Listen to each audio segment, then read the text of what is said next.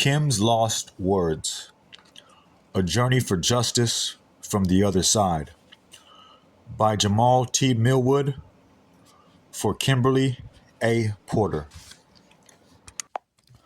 Disclaimers. One of Kim Porter's final wishes was for this memoir diary to be made public. Out of protection for certain parties and their potential criminal activity, some celebrities, performers, and events have been represented with X's due to their highly explosive nature.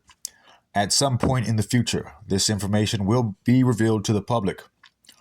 Regarding Kim's sudden death and the mysterious illnesses of Al B. Sure and Jamie Foxx, evidence does exist that points to foul play and or poisoning.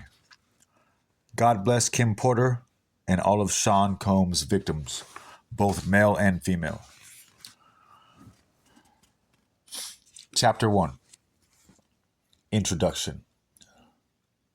Soon after high school, I started landing modeling jobs. I couldn't believe it. It was all happening so fast. I met my husband, father of my oldest child, and one of my oldest friends in life, Al B. Sure. It was a whirlwind romance. I was only 19 when we married, and no, it didn't work out. Al is still one of my best friends to this day. Our son Quincy is such a talented and wonderful young man. At that time, I had no idea my relationship with Al was going to introduce me to the man that I would spend the better part of my adult life with. A man who I would love and cherish, but eventually fear and hate. I don't want to put the cart before the horse, but I will say, although I knew what was going on, I turned a blind eye many times. Here I have to tell this truth, unfortunately, because deep down I knew everything that was happening, but I lied to myself a lot. He was so charming, a wolf in sheep's clothing, a devil, and I fell for it. This story must be told despite the fact it will hurt my children. I cannot hide it any longer. Sean Combs must be stopped. Chapter 2. Humble Beginnings. I was born to loving parents, Jake Porter and Sarah L. Porter, in the Peach State of Georgia. All through Columbus High School, where I graduated in 1988, I knew I was going to be famous. In the 10th grade, one of my best friends, Tina, said to me, "You won't make it here in Georgia." I knew if I really wanted to be famous, I would have to leave my hometown and my home, Georgia. That conversation was so important. As I look back now, it changed my life. I met Al while I was working in the industry. He was so dope and charming, and I had such a crush on him. We were married before I knew it, and Quincy was on the way. But I was young, and it just felt like it wasn't going to last. It was a little heated between us after we separated, but we got past that quickly. He is just a super dope guy and an amazing father. Though we separated, we are forever bonded through Quincy. Thank you, Al. I will always love you. When I met Sean, he was cool. I didn't think much of him at the time. He was just another guy at the label. Uptown was huge and we were all living our best life. But Sean continued to lay on the charm, and before I knew it, we were dating. As a young single mom at one of the hottest companies in the world, life couldn't get any better. Then it did. My boyfriend was getting even bigger. He and Clive would hang out a lot, but I didn't think anything of it. I mean, that was his boss and he was doing things bigger than most men dare to even dream. Then it happened. I mean, okay, I was a little bit of a freak. I really enjoyed myself with my partner, and toys are one thing, but I never imagined having a man I was dating asking me to use a toy on him. The first time he said he just wanted to experiment, try something new. I was grossed out, but he kept begging. He said it would only be this one time, and he was just curious. I was only 20 at the time. I said, what the hell? I hated it. He bled from it, and there was shit on it. I left him alone after that. Chapter 3, Second Chances. Sean kept reaching out, and I kept ignoring his calls. Eventually, in a few weeks, we ran into each other at an event. He came over and sat next to me. We were cordial. He flattered me by saying, "You look amazing." I replied with a simple, "Thanks, Sean." I tried to get up to leave, but he pulled my arm as I turned to him. He looked deep into my eyes and said, "Look, what happened between us was weird, but I really care about you. Can we?"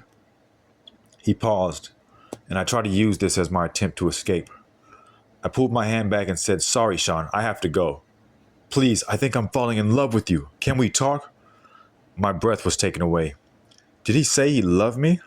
It was so fast. I wasn't aware of this as his manipulation tactic, not yet. God, I was so young, so naive. He continued, "Let's just have dinner." And I fell for it. 2 days later, we went out for drinks at a lounge in Lower Manhattan. The place was nice. Sean was really coming up and pulling out all the stops to impress me. He pulled a chair out for me to sit. Back then, he was always a gentleman. He smiled and said, "Look," as he sat across from me. I hated it, and I never want to do it again. Give me another chance. Over coffee the next morning, I decided to give him another chance. For the next year and a half, things seemed pretty normal. It was fun. Things were going great, and we were living the dream that I dreamt about throughout my youth. Sean and Clive were working on Bad Boy, and he had his first couple of artists. He picked up Craig Mack, then some rapper from the West Coast called Notorious B.I. to help Chris develop. He was collaborating with the biggest names in hip-hop to make it happen. Things could not be more amazing. Then he asked me to do it again. It was insane. Sean said, "Baby, I can't stop thinking about it." "What the hell are you talking about?" I responded. Sean continued, "I just can't stop thinking about that night. It was amazing. Can you screw me one more time, please?" I became infuriated. "Why don't you go to Clive? He is the one screwing you, isn't he?" Then Sean hit me. This was the first time, but he slapped me hard. Before I could form words, he began to beg. I'm sorry." Holding my cheek where he hit me, I turned and ran off. That should have been it. But I guess I am a glutton for punishment. He sent flowers and a bunch of expensive gifts. Then we bumped into each other at another industry event. He sat down next to me. This was deja vu. Sean started, "Imagine running into you here." "Get the fuck away from me," I forced out. He became more serious as he said, "Look, baby, I'm sorry." But I just glared at him. I glared at him. "There is nothing you can ever say to me. Nothing." After an awkward silence, he finished, "You know I love you. I love your son. He's my son. I don't know how to fix this, but I'll do anything. I'm sorry." Shit, he can be so sweet. Here we go with the love thing. This time it's not falling in.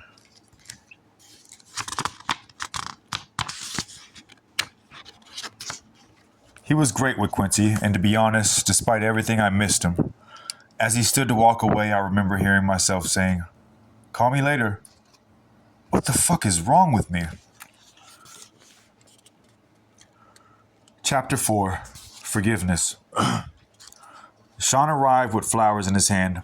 He wanted to see Quincy. He was so good with him. And Quincy ran over to hug him. I felt my heart melting. He asked Quincy, "How you doing, Tiger?"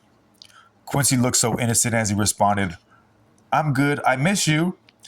Sean's response sounded genuine. "I miss you too. We'll hang out tomorrow, okay?"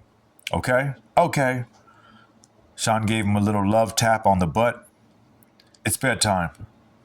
Quincy replied, "Okay, good night," as he turned to head towards his bedroom. Here was the man I fell in love with. But what was I thinking? Shit, not only does he want butt plugs, he slapped the shit out of me. So why am I still talking to him? They say that love is blind, but is it stupid too? As Quincy left, Sean looked at me and smiled. "Baby, let's go have some fun. The babysitter is on the way. I just want to show you a good time." I was so mad at myself for melting as I said, "Okay." We sat on the couch laughing and genuinely having a good time when the doorbell rang. The babysitter had arrived, and so we left. As we exited the house, a big man climbed out of the limo and opened the door for us. He wore a sharp suit with a gun noticeably tucked under his arm. I thought to myself, he could have made it invisible, or did he want me to see it? Despite my reservations, Gene was a sweetheart. He was very courteous and polite as he tipped his head and said, "Good evening, ma'am." Gene drew a smile out of me as I responded, "Hello." Gene and I would see each other a lot after this day.